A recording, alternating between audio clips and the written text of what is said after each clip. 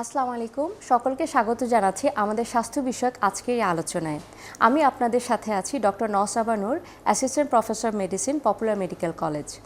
আমাদের আজকের আলোচ্য বিষয় হাইপারটেনশন বা উচ্চ রক্তচাপ, সাধারণ ভাষায় যেটাকে আমরা প্রেশারের সমস্যা বলে থাকি। গবেষণায় দেখা গেছে আমাদের দেশে প্রতি 4 জনে 1 জন এই উচ্চ রক্তচাপে আক্রান্ত। উচ্চ রক্তচাপ থেকে হার্টের সমস্যা, স্ট্রোক, কিডনি জটিলতা, এমনকি মৃত্যুবরণও হতে পারে। সম্প্রতি 17 মে উদযাপিত হয়ে গেল বিশ্বব্যাপী ওয়ার্ল্ড হাইপারটেনশন ডে। হাইপারটেনশন বা উচ্চ রক্তচাপ সম্পর্কে আমাদের সকলের সচেতনতার প্রয়োজন।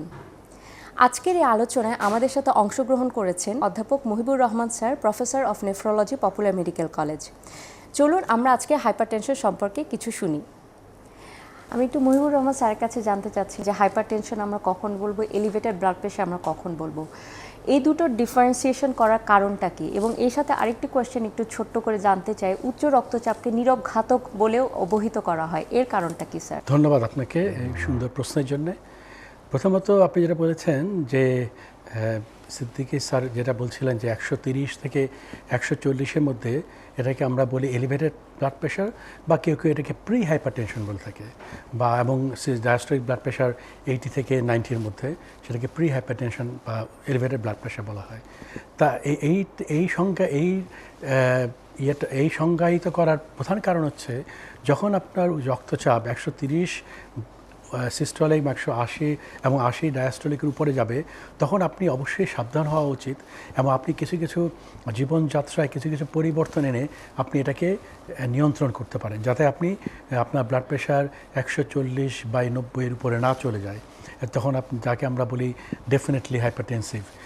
এবং আরেকটা কারণ হচ্ছে এই এইভাবে সংজ্ঞায়িত করার, সেটা হচ্ছে যে 140/90-এর বেশি হলে সাধারণত বেশিরভাগ ক্ষেত্রেই আমাদের ঔষধ প্রয়োগের প্রয়োজনীয়তা দেখা দেয়, যেটা 130 থেকে 140 এবং 80 থেকে 90-এর ক্ষেত্রে আমরা সাধারণত ঔষধের প্রয়োগ করি না।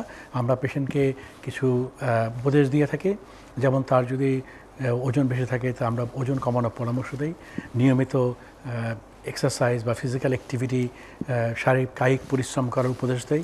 তার খাদ্যের মধ্যে আমরা বলি যে লবণের পরিমাণ যেন কমিয়ে দেন, মানে লবণ খাওয়ার, রেস্ট্রিকশন অফ সল্ট ইনটেক। এবং আমরা কিছু একটা ডায়েট আছে, আপনি শুনে থাকবেন, সেটাকে বলা হয় ড্যাশ ডায়েট। ড্যাশ মানে হচ্ছে ডায়েটের অ্যাপ্রোচেস টু স্টপ হাইপারটেনশন, এখান থেকে ড্যাশ শব্দটা এসেছে।